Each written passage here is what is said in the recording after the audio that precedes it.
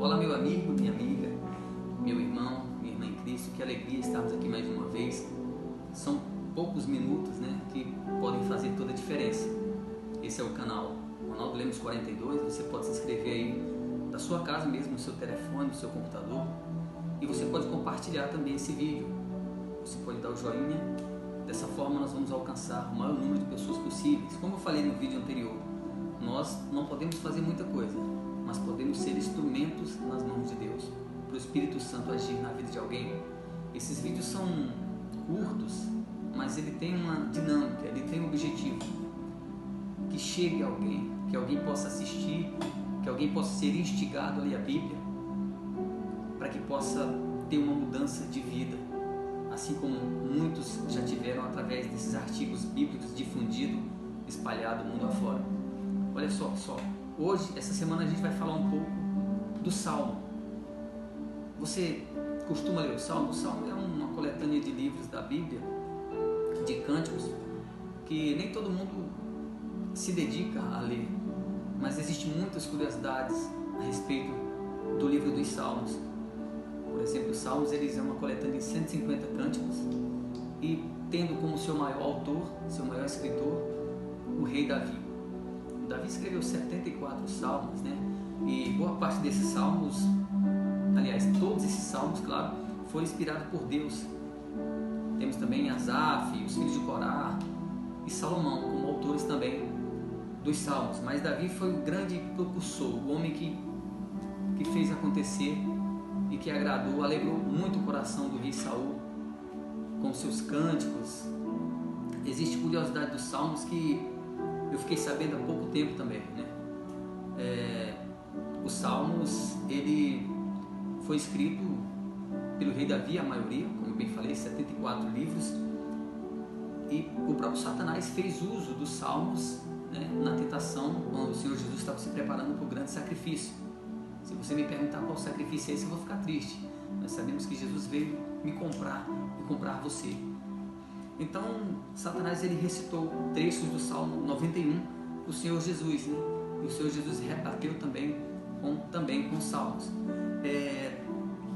Existem muitos salmos, o Salmo 139, o Salmo 23, eu não sei qual que é o seu salmo preferido, mas de um todo os salmos são livros que são usados no Novo Testamento. O apóstolo Paulo e também Tiago, eles usam muito o Salmo, fazem muito uso do Salmo no Novo Testamento. Paulo, através de suas cartas, ele recita algumas passagens dos Salmos.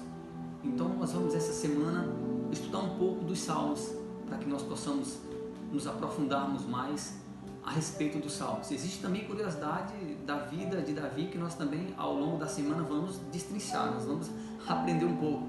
Por exemplo, eu achava que há pouco tempo atrás, não estou falando há muito tempo atrás, há pouco tempo atrás, eu achava que Davi teria assumido o trono assim que o profeta Samuel ungiu ele a príncipe,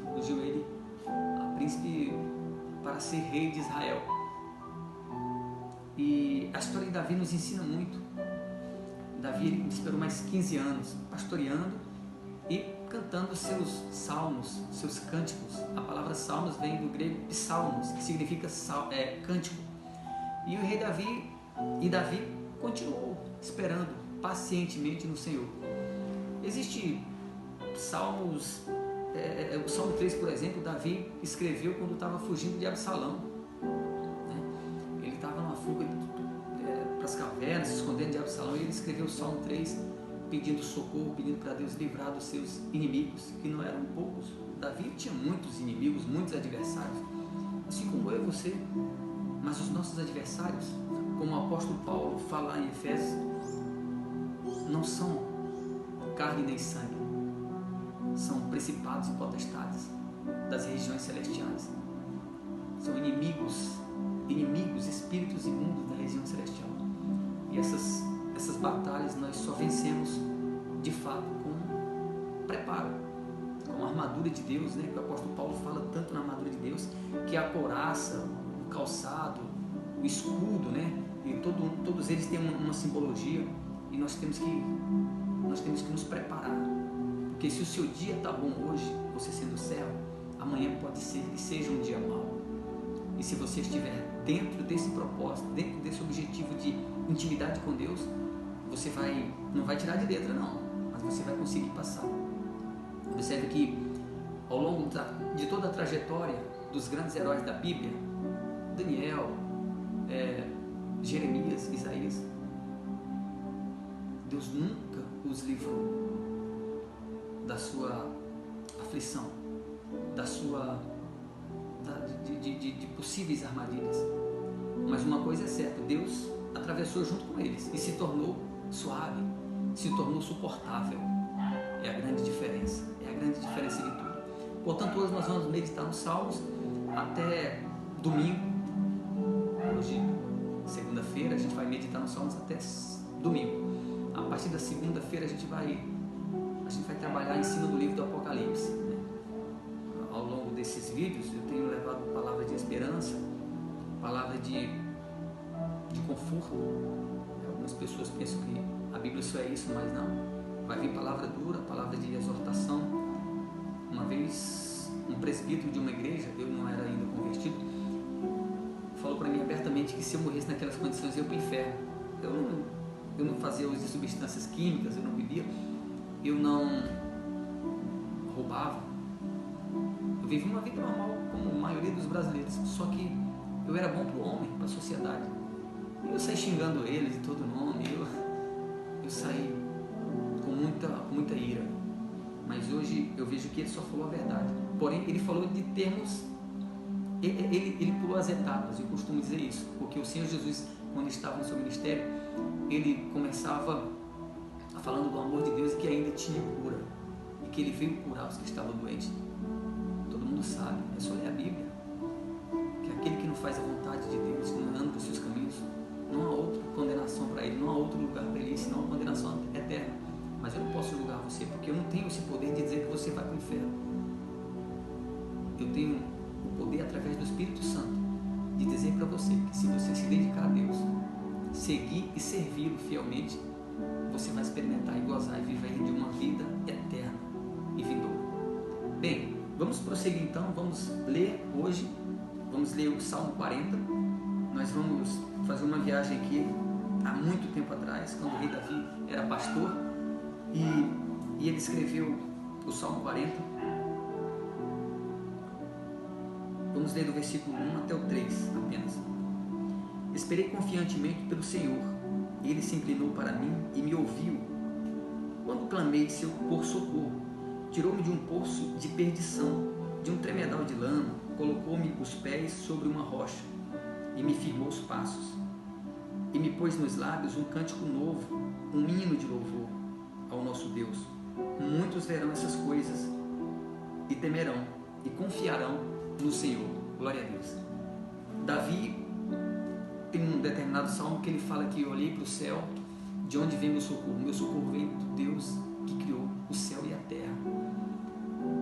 A diferença, Davi era um cidadão como eu, como você, um homem como eu, um ser humano como eu e como você que está aí do outro lado, falho, passivo de quedas. Aliás, Davi cometeu erros irreversíveis ao mandar o seu melhor homem de guerra à frente do seu exército para que fosse assassinado, para que ele se prostituísse com sua mulher.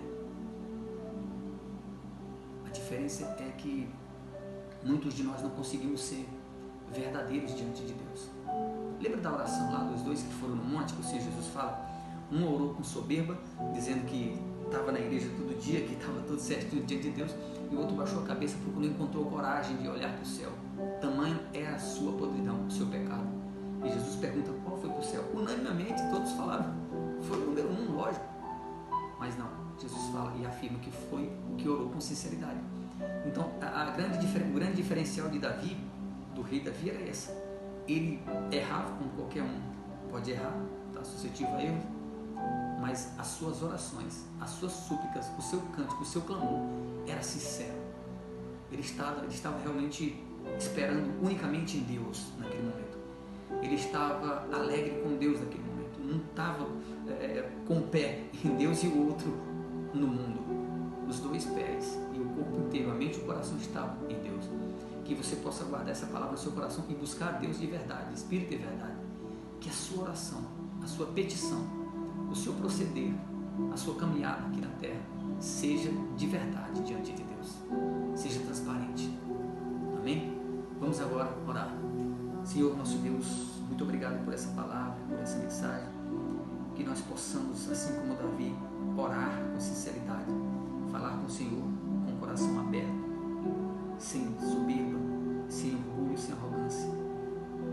Abençoe cada uma das pessoas que ouvirem, que assistirem esse vídeo, que ele venha edificar, Senhor, e alcançar as pessoas que de fato estão precisando ouvir essa palavra, que o Senhor possa fazer a tua obra.